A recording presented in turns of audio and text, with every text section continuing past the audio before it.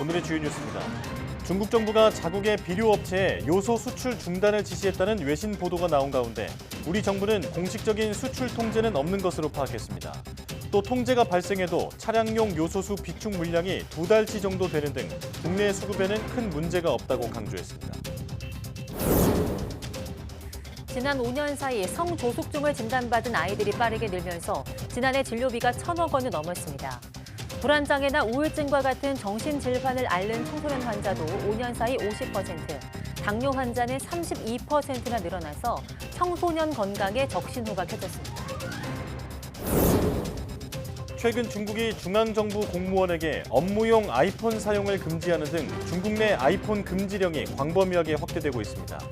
애플 전체 매출의 19%를 차지하는 중국에서 판매가 줄어들 수 있다는 우려가 나오자 애플 시가총액이 이틀 만에 250조 원 넘게 줄었습니다. 세계보건기구 WHO가 북반구를 중심으로 코로나19 사망자와 중환자실 입원자가 증가하고 있다고 밝혔습니다. WHO 사무총장은 현재 추세를 걱정스럽게 지켜보고 있다며 겨울을 앞두고 백신 접종을 당부했습니다. 지난해 미국에서 낙태권 폐기 판결이 나온 뒤 오히려 올해 상반기 낙태 시술이 늘어난 것으로 나타났습니다. 특히 낙태 시술을 금지하는 주와 인접한 일리노이주에서는 낙태 시술이 2배 수준으로 급증했습니다.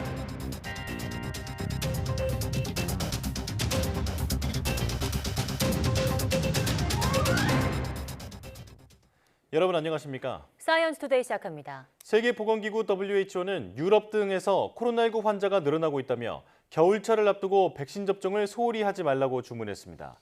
테워드로스 아드하놈 거브레예수스 WHO 사무총장은 겨울을 앞둔 북반구의 코로나19 추세를 걱정스럽게 지켜보고 있다고 밝혔습니다.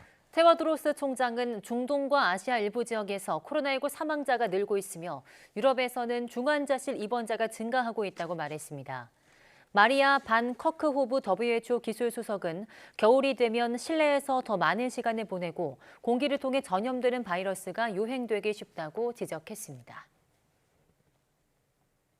정부가 비대면 진료 초진을 야간과 휴일에도 허용하는 등 사업 확대를 적극 검토하기로 했습니다.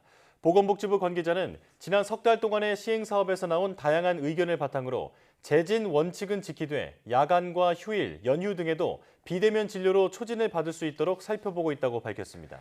또 섬이나 벽지 등에서만 허용된 초진 지역을 의료 취약지 전체로 확대할 방침입니다. 현재 비대면 진료는 원칙적으로 재진 중심으로만 진행하고 초진의 경우 섬이나 벽지 거주자, 장애인, 고령층 등에만 예외적으로 허용하고 있습니다. 복지부는 이달 중 공청회를 거쳐 비대면 진료 사업에 관한 구체적인 조정 내용을 마무리할 계획입니다. 지난해 6월 미국 연방대법원이 낙태권 폐기 판결을 내린 뒤 전국적으로 합법적인 낙태 시술이 오히려 늘었다는 조사 결과가 나왔습니다. 뉴욕타임스는 낙태권 옹호단체의 설문조사를 토대로 올해 상반기 낙태 시술을 허용하는 주에서 51만 1,000건의 합법적인 낙태가 이뤄져 판결 이전인 2020년 상반기에 46만 5천 건보다 4만 6천 건 늘었다고 보도했습니다. 특히 낙태 시술을 가장 강하게 금지하는 위스콘신, 인디애나, 켄터키와 인접한 일리노이주에서 낙태 시술이 2배 수준으로 급증하는 등 낙태를 금지한 주와 인접한 주에서 시술 건수가 눈에 띄게 늘었습니다. 성조숙증 진단을 받는 아이들이 빠르게 늘면서 지난해 진료비가 1,000억 원을 넘어선 것으로 나타났습니다. 국회 보건복지위원회 소속 국민의힘 강기웅 의원이 국민건강보험공단에서 받은 자료를 보면 지난해 18세 미만 성조숙증 환자는 17만 8천여 명이고 총 진료비는 1,000억 2천여만 원에 달했습니다. 이는 5년 사이 환자 수는 76%, 진료비는 92% 급증한 수치입니다.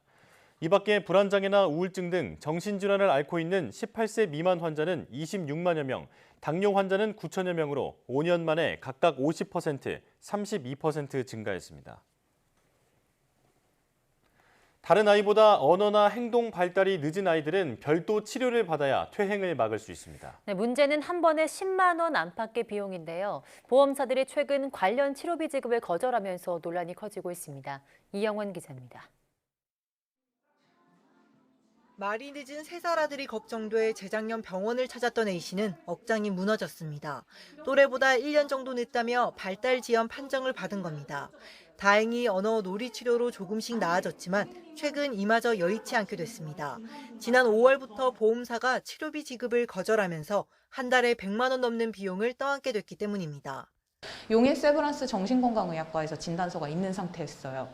서울 성모병원은 정신건강의학과, 아산병원은 소아재활과에서 똑같이 진단서랑 초진 차트 꺼서 드렸는데 그럼에도 불구하고 이것만으로는 심사를 종결할 수 없다. 발달 지연 판정을 받은 진단서를 내고도 보험금 지급이 거절됐다는 겁니다. 코로나19가 한창일 때 태어난 아이를 둔 B씨 사정도 다르지 않습니다. 이게 돈이 감당이 안 돼서 치료를 끊게 되면 애가 장애인이 되는 거를 지켜봐야 되는 거잖아요. 저출산 애기만 낳으라고 하고 있고 애기만 낳으면 뭐하냐요. 이렇게 지급 거절 사례가 잇따른 건 보험사가 심사를 강화했기 때문입니다. 주로 미술 놀이 치료를 담당해온 민간치료사의 자격을 문제 삼아 무면허 의료 행위에 실손보험금을 줄 수 없다고 공지한 겁니다. 어린이 실손보험 시장을 석권하고 있는 현대해상을 시작으로 다른 보험사도 줄줄이 지급 기준을 높였습니다. 특히 병원 진단서를 내도 의료자문과 치료사 자격번호 등 세부 서류까지 요구해 논란이 커지고 있습니다. 모든 국가에서 전부 다 놀이치료사가 발달치료의 다학제에 참여하고 있습니다. 의사가 지휘 간도 하에서 일을 할 수 있도록 전부 다 포괄적으로 의료 행위를 다 될 수 있다고 판결이 있습니다. 이에 금융감독원은 계약 당시 안내한 필요 서류 외에 일률적으로 추가 자료를 요구해서는 안 된다고 지적했습니다. 이와 함께 보험사의 개별 사례를 살펴 약관에 규정된 대로 보험금을 줘야 한다고 지도했습니다. YTN 이영훈입니다. 보험사는 발달 지연 치료와 관련해 보험금 청구가 급증하면서 심사 기준 강화가 불가피했다는 입장입니다. 일부 병원의 보험 사기성 행위도 지적했는데요. 보험사와 병원 사이에 낀 애꿎은 아이들만 피해를 볼 수 있다는 우려가 나오고 있습니다. 이어서 엄윤주 기자입니다. 보험사가 발달 지연 치료비 지급 기준을 강화한 건 지난 5월부터입니다. 당시 관련 의료법이 개정됐다거나 약관 변경이 있었던 건 아닙니다. 달라진 건 발달 지연 보험금 청구가 늘면서 지급액이 급증했다는 점입니다. 발달 지연 관련 실손보험금 지급 현황입니다. 지난 2018년 200억 원대에서 4년 만에 6배 가까이 늘었습니다. 코로나19 유행 기간 마스크를 쓰고 어린이집에 못 가는 시간이 길어지면서 언어 인지 발달이 더뎌진 아이가 늘어난 영향이 컸습니다. 실제로 발달 지연 환자는 코로나 이전인 2019년 6만 명대에서 유행이 휩쓸고 간 지난해 10만 명대로 4만 명 넘게 늘었습니다. 다만 보험사들은 이런 환자 규모를 고려해도 지급액이 너무 늘었다는 입장입니다. 그 증가세가 좀 급격해요. 지금 최근에 브로커가 낀 이런 정황도 병원들이 컨설팅해서 업체를 이렇게 오픈해서 이렇게 보험금을 왕창 타먹다가 또 이제 회사들이 또 보험금을 줄이면 또 약간 또 다른 데로 또 눈 돌리고 이런 식이거든요. 실제로 최근 보험 사기로 적발된 발달치료센터도 있었지만 일부 병원의 문제를 계약자에게 일률적으로 부담 지우는 건 문제라는 지적이 나옵니다. 병원과 보험사 사이에 낀 애꿎은 아이들이 피해를 봐서는 안 된다는 겁니다. 아이들의 그 발달 지연은 조기에 발견하고 조기에 치료해야지만 이 아이들이 성장해서 정상적인 삶을 유지할 수 있습니다. 보험사 판단만으로 뭔가 결정한다는 것은 소비자한테 굉장히 부당하다고 생각합니다. 보험사는 이런 선의의 피해자가 없도록 지급 기준을 구체화하는 등 대책 마련에 고심하고 있습니다. YTN 엄윤주입니다.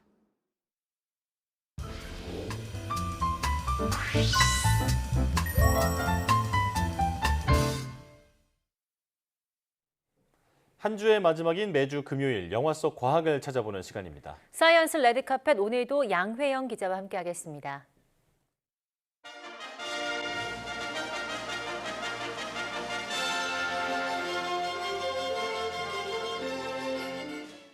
사이언스 레드카펫 양회영입니다. 오늘 만나볼 작품은 영화 잠입니다. 칸 국제영화제 비경쟁 부분에 초청된 데다가 개봉 전부터 입소문을 타고 있는 덕분에 영화 오펜하이머를 제치고 23일 만에 한국 영화가 박스오피스 1위를 차지했는데요.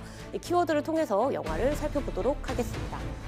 첫 번째 키워드는 섬뜩한 잠꼬대입니다. 이 영화 잠은 잠꼬대 그리고 목류병으로 이어지는 이 수면 장애를 소재로 삼고 있습니다. 이 잠은 평범하고 일상적인 상황 속에서 섬뜩하고 날카로운 공포를 이끌어내는 아주 독특하고도 매력적인 영화입니다. 행복한 신혼생활 중인 현수와 수진. 어느 날 잠든 현수가 갑자기 침대에서 벌떡 일어나더니 이상한 말을 합니다. 누가 들어왔어? 이날 이후 현수는 피투성이가 되도록 얼굴을 긁고 잠결에 생고기도 마구 먹고 있지만 아침이면 아무것도 기억하지 못합니다. 결국 수면 클리닉을 찾은 두 사람. 렘 수면 행동 장애를 앓고 있다라는 뜻이에요. 고칠 수 있는 거죠? 누가 치료에 적극적으로 임해보긴 하지만 넌 이제 신경 쓰지 마. 야, 이러니까 진짜 꼼짝도 못하겠다. 증상은 쉽게 나아지지 않습니다. 쭉 지켜봤다고? 안 자고? 매일 잠드는 순간 시작되는 끔찍한 공포에 두 사람은 점점 변해갑니다.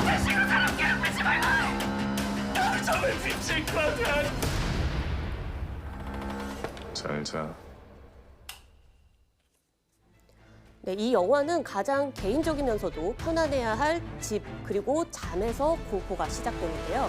영화 속 상황은 물론이고 이 긴장감, 이 공포 상황을 실감나게 만드는 건 바로 이선균과 정유미 이 두 배우입니다. 두 사람은 홍상수 감독의 영화 첩첩산중, 오키의 영화 우리 선의에 이어서 이번 영화에서 4번째로 호흡을 맞췄는데요. 사랑스러운 신혼 부부에서 불안과 공포, 광기를 보여주는 두 사람의 연기 또한 이 영화의 매력 포인트 중 하나입니다. 네, 이어서 두 번째 키워드도 살펴보겠습니다.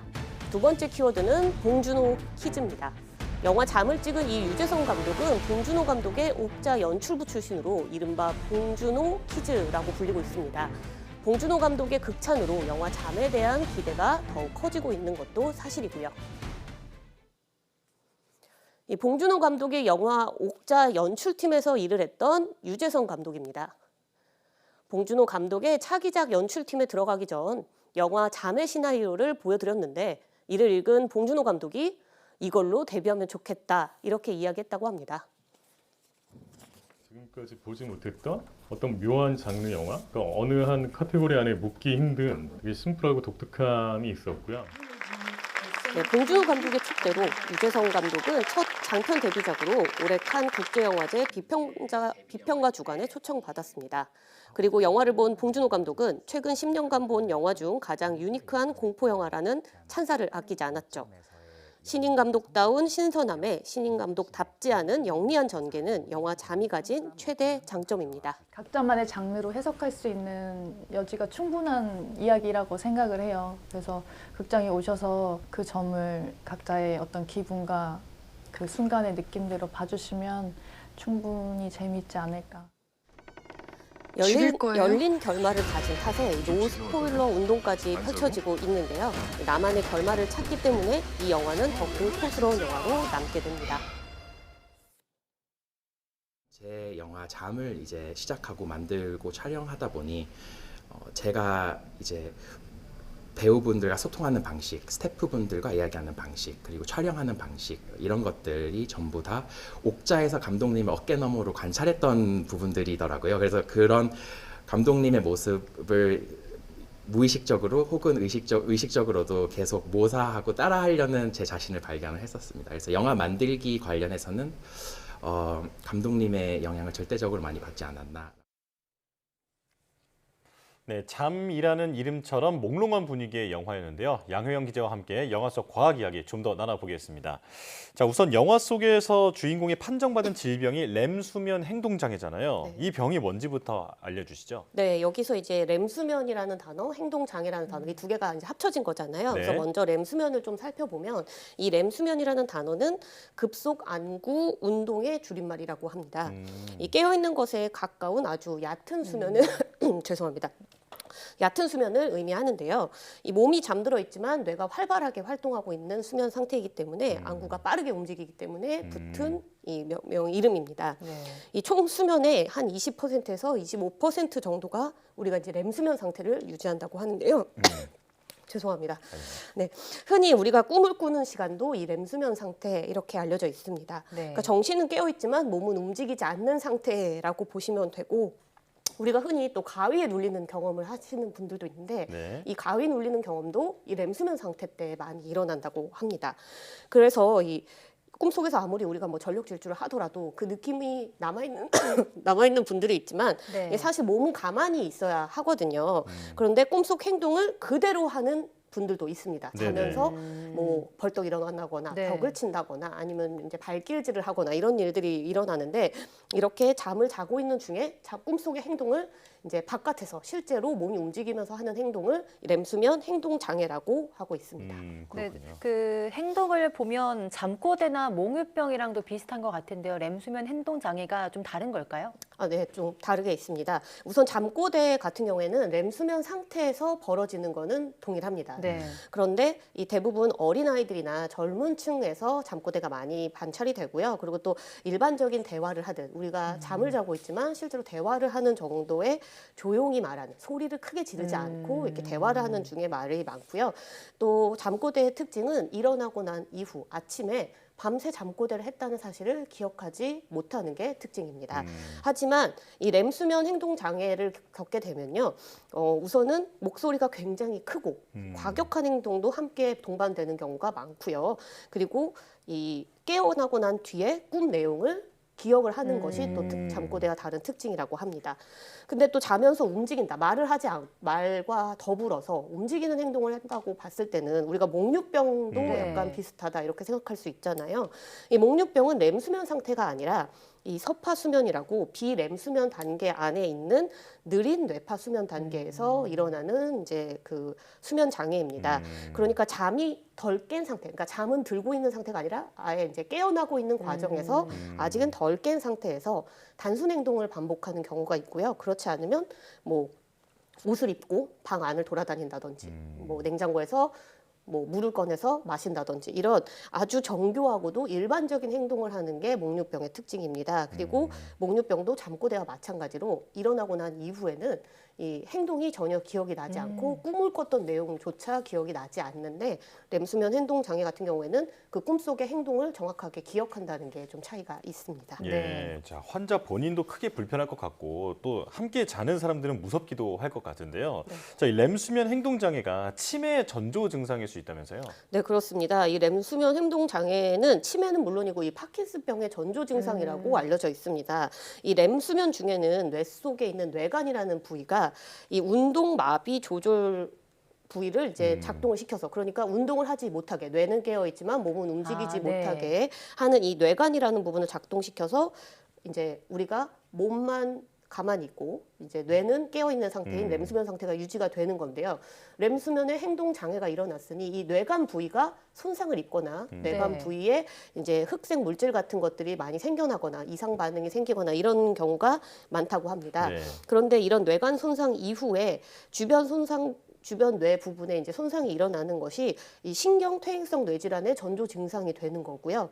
이렇게 됐을 경우에 이 렘수면 행동 장애가 치매나 파킨슨병으로 발전할 수 있다 이렇게 보고 있습니다. 실제로 중장년층의 경우 갑자기 만약에 렘수면 행동 장애를 겪는다 이렇게 보면 우리가 파킨슨병이나 치매를 의심해 봐야 된다고 하거든요. 실제로 분당 서울대병원의 이 수면센터에서 이 렘수면 장애 환자들을 10년 동안 추적 관찰을 해보니까요. 이 환자군의 9%는 렘수면 행동 장애를 진단받은 뒤 3년 안에 파킨슨병이나 치매를 진단을 받았고요. 그리고 또 해외 연구 결과를 보면 렘수면 행동 장애 환자가 5년 뒤에는 45%로 또 10년 뒤에는 80% 수준으로 파킨슨병이나 치매를 진단받았다는 연구도 있었습니다. 네, 그냥 뭐 잠버릇이 고약하다 정도가 아니라 정말 어떤 질병과 연관이 되어 있을 수 있으니까 병원에 꼭 방문해 보시는 게 좋을 것 같은데요. 그럼 렘수면 행동장애 치료는 어떻게 할까요? 네, 영화에서도 이 렘수면 행동장애 치료에 대한 장면들이 많이 나오는데요. 여기서 이 영화 안에서의 대사처럼 사실 렘수면 행동장애는 완치가 어렵다고 합니다. 이 증상이 경미할 때는 이제 우선 수면 환경을 좀 바꾸고 이 수면 환경 안에 주변에 위험한 물건들을 좀 많이 치워서 좀 네. 안전하게 만들어주는 방법이 있고요. 증상이 심해졌을 경우에는 꼭 약물 치료를 같이 함께 해야 한다고 합니다. 또 침대보다는 바닥에서 자는 게 좋고 그리고 다른 사람과는 수면 공간을 분리해야 하는데요. 이 전문적인 내용은 병원을 꼭 찾아서 수면 진단을 좀 받아보고 이 치료에 전문가 상의가 함께 동반되어야 합니다. 네. 자, 오늘 렘수면 행동장애에 대해서 알아봤는데 사실 잠자는 사람은 혼자 증상을 알아차리기가 어렵잖아요. 그렇기 때문에 가족 같은 이 주변인들의 관찰이 더 필요해 보이지 않나 싶습니다. 자, 양회영 기자 함께했습니다. 고맙습니다.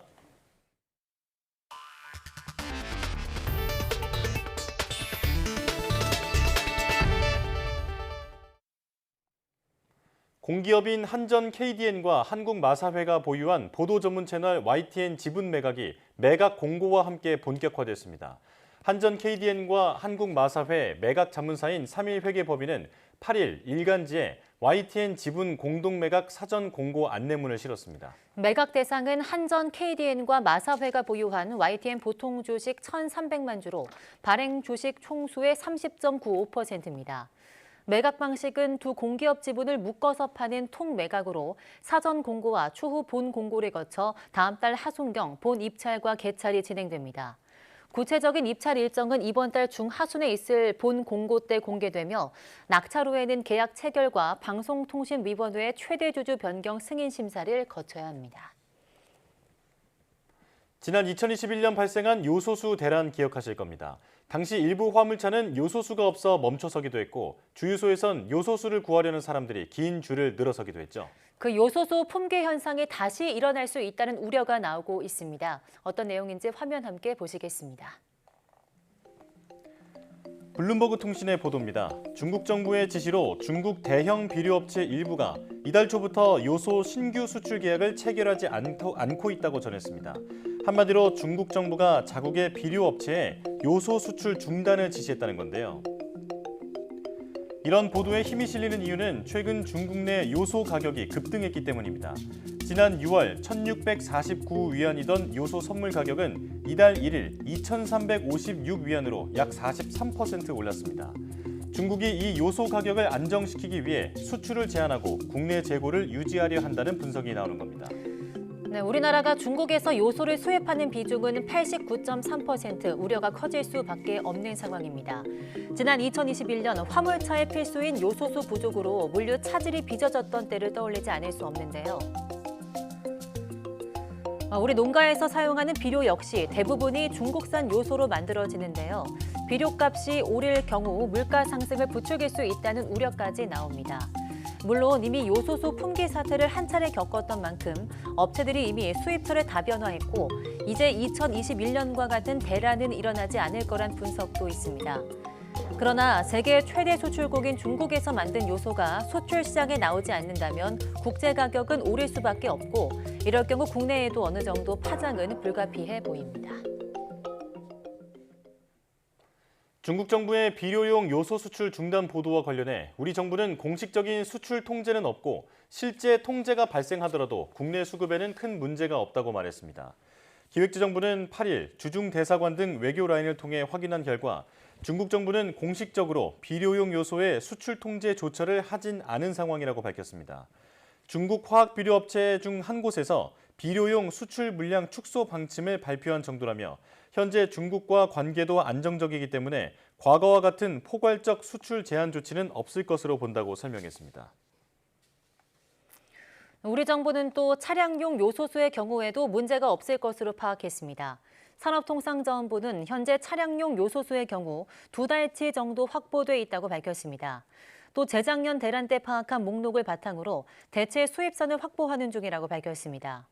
산업부 관계자는 2년 전 대란 때와 다르게 비축 물량 파악과 대체 수입국 확보 등 완충 장치가 있다고 설명했습니다. 애플이 중국의 아이폰 금지령으로 판매가 크게 줄어들 수 있다는 우려가 나오면서 흔들리고 있습니다. 애플 시가총액이 이틀 만에 250조 원 넘게 날아갔습니다. 이종수 기자입니다. 애플 주가가 이틀 연속 큰 폭으로 하락했습니다. 현지 시간 7일엔 2.92%, 전날 6일엔 3.5% 추락했습니다. 이러면서 3조 달러를 넘었었던 시가총액도 2조 7,760달러로 줄었습니다. 이틀 만에 시가총액이 1,897억 달러, 253조 원이 날아갔습니다. 이러한 주가 하락은 중국에서 아이폰 판매가 크게 줄 것이란 우려 때문입니다. 월스트리트 저널에 따르면 중국이 최근 중앙정부 기관 공무원들에게 업무용으로 아이폰을 사용하지 말라고 명령했습니다. 아이폰 금지령은 정부 기관을 넘어 국영기업과 다른 공공기관으로 더 광범위하게 확대되고 있습니다. If there's now going to be, I guess, deterioration of relations, battle, then now it seems that certain companies such as Apple in this case can be affected by it as well. 여기에다 중국 최대 통신 장비 기업 화웨이가 지난달 말 출시한 신형 프리미엄 스마트폰이 소비자들에게 큰 인기를 끌고 있습니다. 화웨이가 출시한 메이트 60 프로는 미국의 고강도 제재 속에 첨단 반도체 장비를 갖춰야 하는 7나노미터 공정 프로세서가 내정돼 전 세계를 놀라게 했습니다. A major accomplishment in developing its own chip, and the Kirin 9000S is a really advanced chip. 가격은 $960부터 시작해 아이폰 14 프로의 $999보다 저렴해 가격 경쟁력도 갖췄습니다. 중국은 미국과 유럽에 이어 애플의 세 번째 시장으로 애플은 전체 매출의 19%를 중국에 의존하고 있습니다. YTN 정수입니다. 미국 백악관은 중국 당국이 아이폰 금지령을 국영기업 등으로 확대할 방침인 것과 관련해 현재로선 중국과 협의할 계획이 없다고 밝혔습니다. 제이크 설리번 백악관 국가안보보좌관은 조 바이든 대통령을 태우고 주요 20개국 정상회의가 열리는 인도 뉴델리로 향하는 전용기에서 현지 시간 7일 기내 브리핑을 열어 이같이 밝혔다고 로이터 통신이 보도했습니다. 설리번 보좌관은 중국의 아이폰 금지령 확대와 관련해 중국과 가까운 시일 내에 대화할 계획이 없다면서 아직 기사만 본 상태인 만큼 중국에서 어떻게 상황이 전개되는지 지켜볼 것이라고 말했습니다. 러시아와 무기 지원 협상에 나선 북한이 뒤로는 러시아의 군사 기술을 빼내기 위해 해킹을 벌이고 있다는 분석이 나왔습니다. 북한의 사이버 공격 대상 가운데는 러시아도 우리나라만큼 우선순위에 있었던 것으로 파악됐습니다. 워싱턴 권준기 특파원이 보도합니다. 지난해 3월 북한이 처음으로 발사한 잠수함 순항미사일 SMCL. 지난해 말부터 북한 해커들이 다른 나라 해양 조선업에 대한 해킹을 집중한 뒤 벌어진 일로 드러났습니다. 수중에서 순항미사일을 쏘는 기술을 해킹으로 손에 넣었을 가능성이 의심되는 대목입니다. 마이크로소프트 위협분석센터는 북한이 외국 군사 기술을 빼돌리기 위해 사이버 공격을 일삼고 있다며 특히 러시아에 대한 해킹을 주목했습니다. 러시아 항공우주연구소를 해킹하고 외교당국 이메일 계정에 피싱 메일을 보내는 등 러시아를 상대로 해킹을 서슴지 않고 있다는 겁니다. 그러면서 러시아에 무기를 공급하며 우크라이나 전쟁을 지원하는 북한이 뒤로는 군사기술을 빼내기 위한 해킹을 벌이고 있다고 지적했습니다. 국가별로 분석한 결과 우리나라와 이스라엘, 독일과 함께 러시아가 주요 표적이었던 것으로 드러났습니다. 마이크로소프트는 러시아가 우크라이나 전쟁에 집중하는 상황을 정보를 수집할 기회로 활용한 것으로 보인다고 관측했습니다. 이런 가운데 북한과 러시아가 밀착하는 상황을 중국은 탐탁지 않게 보고 있을 거란 분석이 나왔습니다. 트럼프 행정부 때 북미 관계만큼이나 현재 북러 관계도 위험하게 본다는 겁니다. That Kim feels emboldened to be able to take actions towards South Korea like Vladimir Putin's taken towards Ukraine. That's the type of instability that Beijing doesn't welcome to the region. 미국이 북러 간 무기 거래를 연일 경고하고 있는 가운데 해리스 부통령은 북한이 우크라이나 전쟁 수행을 돕기 위해 무기를 지원하는 건 거대한 실수가 될 거라고 말했습니다. 워싱턴에서 YTN 권윤기입니다. 환경부는 공장 폐수를 가까운 다른 공장으로 보내 재활용할 수 있게 허용하는 내용을 담은 물환경보전법 시행규칙 개정안을 입법 예고했습니다. 소질 오염물질을 처리하는 방법에 폐수를 고정관로로 이송해 다른 사업장 제조 공정에 사용하는 경우를 추가되는 겁니다.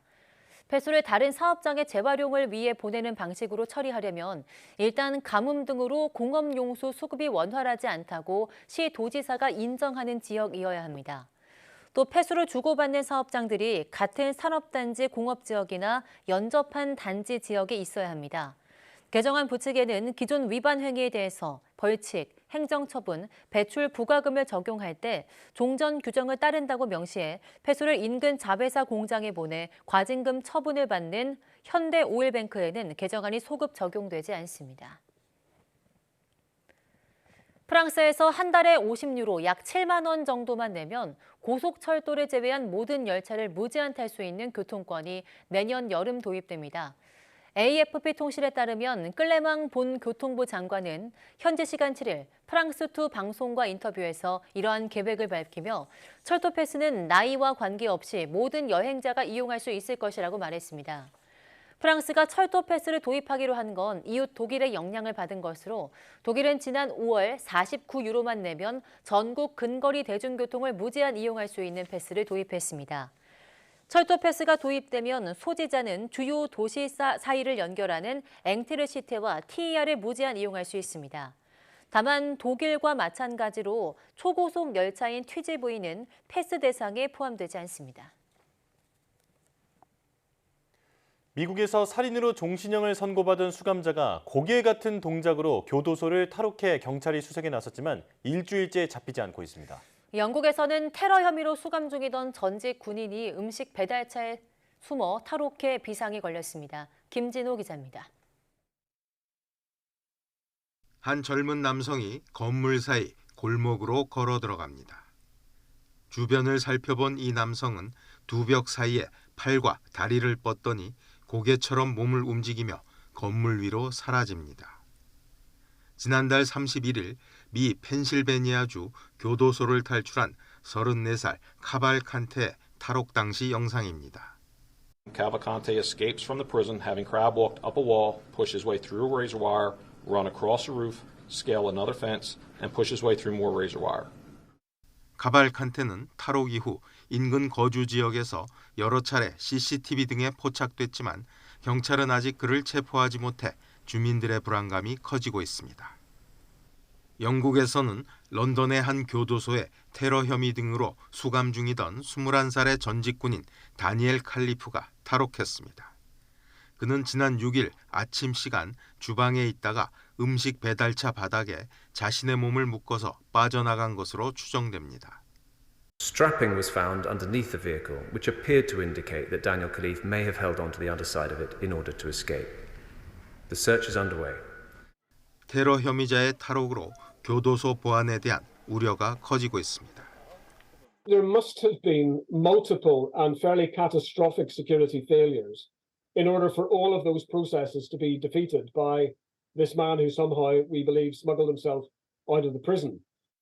탈옥 후 공항과 항구 등에 대한 보안이 강화되는 등 영국 전역에 비상이 걸렸고 총리까지 나서 탈주자 검거와 진상조사를 약속했습니다. YTN 김진호입니다. 우리나라 당뇨 환자가 600만 명, 고위험군까지 합치면 전체 국민의 40%인 2천만 명 정도가 당뇨 위험에 노출돼 있습니다. 당뇨 환자들은 탄수화물, 특히 쌀 섭취도 주의해야 해서 괴로워하는데요. 당뇨 증상 완화에 도움이 되는 쌀이 있다고 합니다. 최명신 기자입니다. 농촌진흥청이 지난 2013년 개발한 도담쌀입니다. 언뜻 보기에 찹쌀과 비슷하지만 당뇨에 잘 드는 기특한 성분을 지니고 있습니다. 체내 대장에서 분해되는 이른바 저항전분이 일반 쌀의 10배나 들어있습니다. 도담쌀을 선식으로 만들어 비만 환자에 먹였더니 인슐린 저항성 지표가 38%나 개선됐습니다. 장에 유익한 환경을 만들어 체지방 분해를 돕고 인슐린 분비를 낮추는 효과를 확인한 겁니다. 저항 전분이 많은 도담쌀을 먹은 군에서 훨씬 더 당대사도 좋아지고 당대사의 어떤 키 롤을 가지고 있는 인슐린 저항성이 좋아지는 걸 확인할 수 있었고요. 도담쌀의 저항 전분 함량을 증대시키는 열 가공 기술도 개발됐습니다.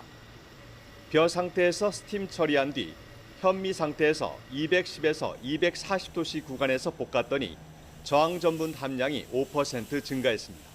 처리하기 전보다 입자 크기와 혈당 지수가 낮아졌고 저항 전분은 증대가 되어서 이것을 선식으로 섭취하셨을 경우에 식감이 개선되고 비만과 혈당 관리에 도움이 될 것으로 기대됩니다. 도담쌀은 식감이 좋은 편은 아니어서 밥쌀에 소량 섞어서 먹거나 쌀 가공 제품 원료로 활용되고 있습니다. 농진청은 도담쌀을 활용한 쌀 과자와 쌀국수 등 7건의 산업재산권 등록을 완료하고 산업체에 40여 건의 기술 이전을 체결했습니다. 일부 업체엔 이미 수출 문의도 들어오고 있습니다. 다이어트나 당뇨기라 특성화된 쌀들을 찾는 사람들이 많아서 아마 앞으로도 더 바람과 함께 도담쌀 쉐이크가 훨씬 더 인기를 갖고 더 증가할 것 같고요. 농진청은 국산쌀이 높은 부가가치를 지닌 가공식품으로 재탄생할 수 있도록 기능성 연구를 다양화한다는 계획입니다. YTN 최명신입니다.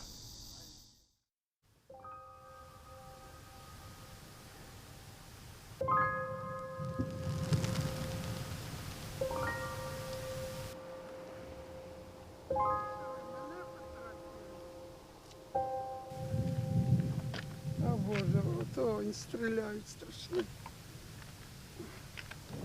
Я инвалид другой группы, еле-еле хожу, Боже.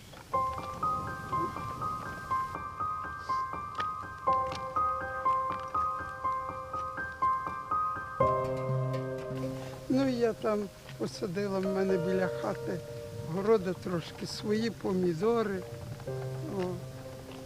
Звісно, впало, снаряд упав, побив гараж, кухню, хату, трохи вікна побиті. Ну, племінник приїхав, перекрив там трохи.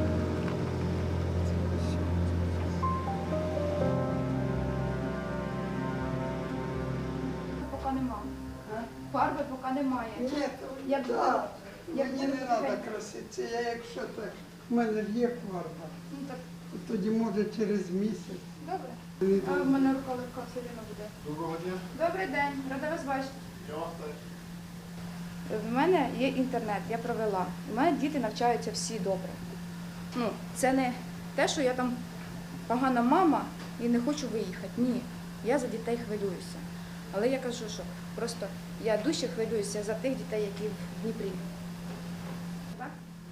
Ну, так як сиве там на сантиметр, де вони дорослі. На даний момент я відповідаю за своїх дітей сама. Тобто я беру відповідальність на себе, я розумію, що я роблю і що треба робити. А як, ну от, не дай Бог, скрізь літає, кажуть, що евакуація в Запоріжжя.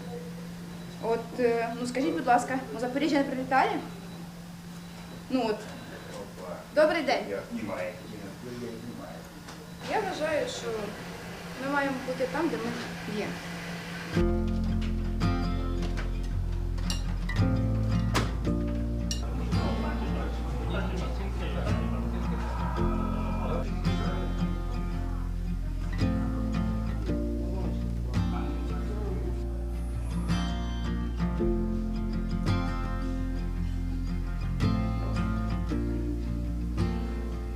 Ну, а куди мені уїхати, якщо тут залишаються люди, мені треба теж якось їм допомагати.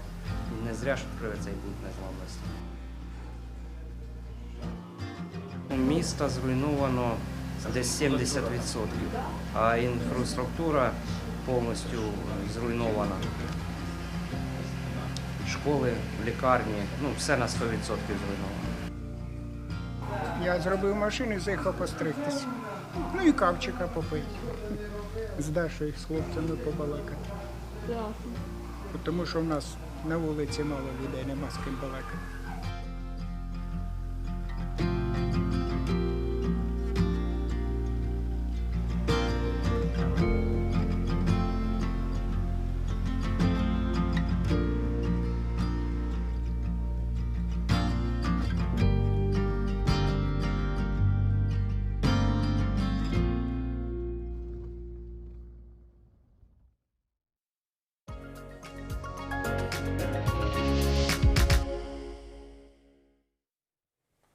철제와 같은 간결한 소재와 단순한 선, 그리고 실용적인 디자인은 현대 인테리어에 자주 등장하는 특징들인데요. 이러한 특징들은 과거 독일에 있던 디자인 학교 바우하우스의 영향을 많이 받았다고 합니다. 오늘 사이언스 인 아트에서는 지난주 칸딘스키가 재직한 학교로 소개해드리기도 한 바우하우스에 대해서 좀 더 자세히 이야기 나눠보겠습니다. 박소경 아트 디렉터와 함께합니다. 어서 오세요. 안녕하세요. 네, 안녕하십니까. 지난주 칸딘스키 편 설명을 들을 때 바우하우스가 나와서 많이 궁금했었는데 오늘 그 주제를 잡아오셨더라고요. 자, 이 바우하우스가 지금까지도 디자인과 건축에 많은 영향을 끼치고 있다면서요? 네, 지난 2019년이 이 바우하우스의 100주년이었는데요. 이 100년이라는 긴 시간이 지났음에도 불구하고 이 바우하우스가 꽃피운 여러 업적들이 지금까지도 우리의 일상에 깊숙이 뿌리 내리고 있습니다. 네. 근데 예를 들면 최근 인테리어로 크게 주목받았던 조립식 가구나 또 현대식 주방 디자인, 또 가전용품이나 생활용품뿐만 아니라 이 광고 디자인까지도 많은 영향을 끼쳤는데요. 이 지금의 산업 디자인에서 많은 부분에 대해 정의를 내렸고 또 기준을 마련했다고 보면 됩니다. 특히 현대 건축의 발전에도 크게 이바지해 있는데요. 지금은 어디서나 볼 수 있는 유리 소재로 만들어진 건물을 최초로 설계하는 등 이 기존의 상식을 깨고 혁신을 일으키는 곳이 바로 바우하우스입니다. 네, 정말 최근 인테리어나 그런 디자인에 많은 영향을 미치고 있다고 느낀 게 카페 가면 바우하우스 포스터 같은 거 꼭 구비해 놓기도 맞습니다. 하잖아요. 그래서 바우하우스가 얼마나 영향력이 있는지 새삼 깨닫게 되는데요. 그러면 우리가 알만한 브랜드나 또 기업들 중에서 바우하우스 영향을 받은 곳도 있다고요? 네, 형태는 기능을 따른다라는 말이 바로 바우하우스의 슬로건이었는데요. 20세기 디자인에 가장 큰 영향을 끼쳤던 만큼 우리가 아는 수많은 브랜드와 기업에도 영감을 줬습니다. 네, 바로 애플이나 무인양품, 또 이케아, 또 브라운 등 이름만 들어도 엄청난 기업들이 이 바우하우스의 신념을 따랐는데요.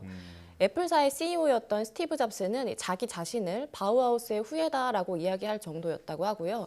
또 이케아 역시 실용성과 군더더기 없는 디자인 등 이 바우하우스로부터 큰 영향을 받았습니다. 또 무인양품 또한 이케아처럼 합리적인 가격이나 아주 심플하고 간소화된 디자인이 특징인데요. 이런 거대한 브랜드들이 크게 성장하고 또 긴 시간 동안 꾸준히 사랑받고 있는 이유는 바로 예술과 기술의 조화에 집중했던 이 바우하우스의 철학을 따랐기 때문입니다. 아, 그렇군요.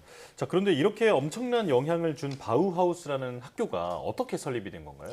네, 1919년에 독일 바이마르에서 시작해서 1933년까지 약 14년이라는 좀 짧은 기간 동안 운영이 된 바우하우스는 지금 우리 현대 건축과 디자인 등에도 여전히 큰 영향을 끼치고 있습니다. 예. 이 건축가인 발터 그로피우스가 설립한 바우하우스는 독일어로 건축이라는 뜻의 바우와 또 집이라는 하우스를 결합해서 만든 용어인데요. 이 기존과 다른 새로운 형태와 커리큘럼을 지닌 예술 교육 기관이었습니다. 예. 당시 제1차 세계대전 직후에 독일 내에 주택단지 건설 등이 이슈였고 또 건축의 공업화가 필요했는데요. 이 더욱 실용적이고 또 합리적인 주택 공급을 위해서 고민을 했다고 합니다. 이 바우하우스가 창립했을 당시에 학생 모집을 위한 선언문에는 미래의 새로운 건축을 위해서는 조각이나 회화 같은 순수 미술과 또 공예 같은 응용 미술이 통합되어야 한다 등의 내용이 있었는데요. 이를 배경으로 학생들은 새로운 방식의 커리큘럼으로 교육을 받았다고 합니다. 네, 바우하우스는 또 교소진도 굉장히 신경을 썼다 이렇게 알고 있는데요. 어떤 사람들이 있었을까요? 네, 우리가 잘 아는 예술가 중에서는 지난 시간에 다뤘던 칸딘스키나 또 모홀리나기 등이 있습니다. 특히 칸딘스키는 종합예술을 지향하는 이 바우하우스의 이상에 동의를 하는 입장이었기 때문에 나치의 탄압으로 불안정하던 바우하우스의 상황 속에서도 부교장직까지 취임하면서 자긍심을 가지고 일했다고 하는데요. 평소 시도하지 못했던 연구와 또 실험 등을 진행하면서 점선면에 대한 이론을 확립하기도 했습니다. 또 헝가리 출신의 모홀리나기는 생소한 분들도 있으실 것 같은데요. 이 모홀리나기는 그림과 조각뿐만 아니라 디자이너로서 많은 업적을 남긴 유명한 예술가입니다. 이 바우하우스에서 후학을 양성을 했는데 28살의 나이로 최연소 교수였다고 하고요. 이 모홀리나기는 주로 재료와 기법 등을 더욱 실용적이고 합리적으로 활용하는 방법을 가르쳤다고 하는데요. 이 모홀리나기 본인이 다양한 매체를 활용했었기 때문에 학생들이 이런 자유로운 시도를 할 수 있도록 독려를 하기도 했습니다. 네, 자, 아주 창의적인 사람들만 모여 있고 또 그런 사람들을 키워내는 곳이기 때문에 운영 방식이 정말 궁금한데요. 좀 설명해 주실까요? 네, 예를 들면 교수라는 용어보다 마이스터라는 용어를 사용하게 했는데요. 그렇게 함으로써 스승과 학생 간의 위계를 없앤다는 그런 시도가 있었고요. 네. 또 형태와 색채에 대해서 6개월간 이수한 후에 공예 형태 교육으로 넘어갈 수 있도록 했습니다. 또 예술과 기술을 통합하는 것에 집중했는데요. 이 순수 회화라던가 공예 중심보다는 비교적 산업 디자인 중심으로 운영이 되었다고 합니다. 이 바우하우스는 전시를 열어서 자체 공방에서 만들어진 여러 제품들을 선보이기도 했는데요. 이 전시를 통해서 정부로부터 지원을 받기도 하고 또 대중적으로 인지도를 높이려는 목적도 있었습니다만 당시 나치로부터 탄압을 받게 되면서 좌절되기도 했습니다. 네, 나치로부터 탄압을 받았다라고 말씀을 해주셨는데요. 나치 때문에 폐교가 되기도 했다고요? 네, 맞습니다. 나치는 바우하우스가 너무 새로운 방식으로 교육하고 또 전위적인 사상을 학생들에게 주입을 시킨다고 생각을 했는데요. 이 바우하우스가 1919년에 바이마르에 설립되었지만 1925년에는 데사우라는 곳으로 옮기게 되는데 또 1932년에 이 데사우의 시의원의 일부가 나치주의자였거든요. 그래서 이들로 인해서 이 폐교 위기에 처하기도 하거든요. 이 설립 이래 교수진도 자주 바뀌고 또 이사도 하면서 어떻게든 운영을 해오던 바우하우스는 결국 1933년에 폐교를 하게 됩니다. 이 걸출한 교수진들은 순식간에 직업을 잃었는데 이때 많은 인재들을 미국의 하버드와 시카고 또 일리노이 등에서 초빙을 했다고 합니다. 그렇군요. 위계 질서가 아주 이제 뚜렷한 시기였고 또 전체주의가 있었기 때문에 아마 이런 일이 일어난 게 아닌가 싶은데요. 자, 바우하우스의 특징이 잘 드러나는 제품이나 어떤 디자인이 있다면 뭐가 있을까요? 네, 우리가 흔히 아는 디자인 중에서는 철제 의자를 소개를 하고 싶은데요. 지금은 스틸을 이용한 프레임이 흔하지만 1900년대 초반까지만 해도 주로 나무로 만들었다고 합니다. 이 바우하우스는 더 나은 세상을 위해서 사람 중심의 실용적인 디자인과 제품을 만들고 또 이를 대량 생산해야 한다고 생각했기 때문에 소재를 바꿔서 나무가 아닌 철제 프레임을 활용하게 되는데요. 이 바우하우스의 초대 교장이었던 발터 그로피우스의 제자이자 또 20세기 큰 획을 그은 건축가이기도 한 마르셀 브로이어가 디자인한 게 바로 바실리 체어입니다. 브로이어가 처음 이 의자를 만들었을 때는 크게 감흥이 없었다고 하는데요. 이 당시 바우하우스 교수였던 칸딘스키가 흥미를 보이면서 이 의자가 빛을 보게 됩니다.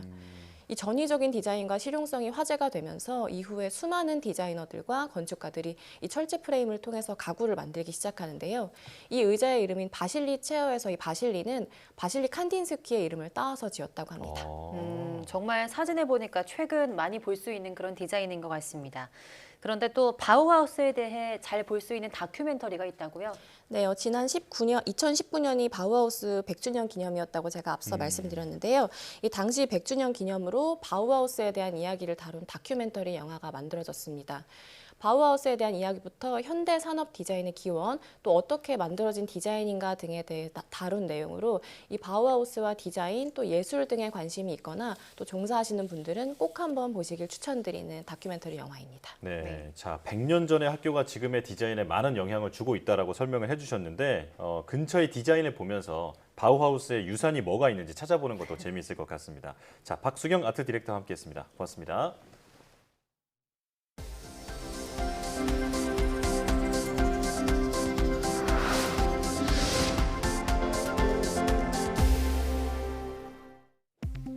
남극의 기온 상승 속도가 기존에 제시된 예측치보다 많게는 2배 가까이 빠른 것으로 나타났습니다. 프랑스 기후환경과학연구소는 지난 1000년간의 남극 온도 추이를 간직한 빙상 표본 78개를 분석한 결과 남극 온도가 10년마다 0.22에서 0.32도씩 상승했다고 밝혔습니다. 중국 연구팀이 인간과 돼지 세포를 모두 가진 배알을 만들어 돼지 자궁에서 키워내는 데 성공했다고 밝혔습니다. 중국과학원 광저우 바이오의학보건연구원은 신장 형성 유전자를 제거한 돼지 배아에 인간 줄기세포를 주입하고 이를 돼지 자궁에 이식해 28일간 키워냈다고 밝혔습니다.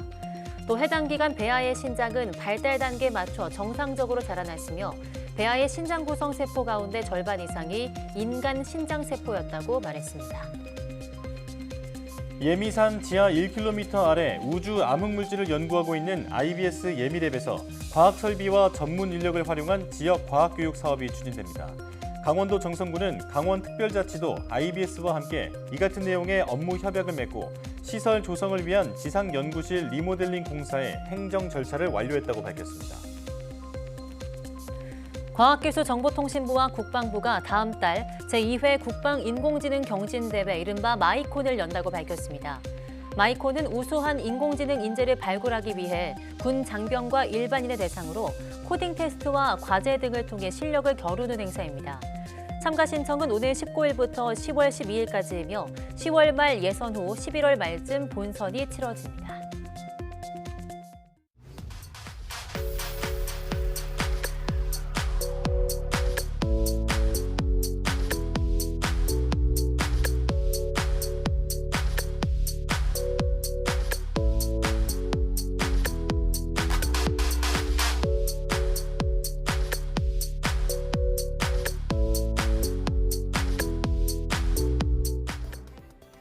앞서 우리 청소년들이 성조숙증과 정신질환, 당뇨 등 질환으로 건강이 급속히 나빠지고 있다는 소식 전해드렸죠.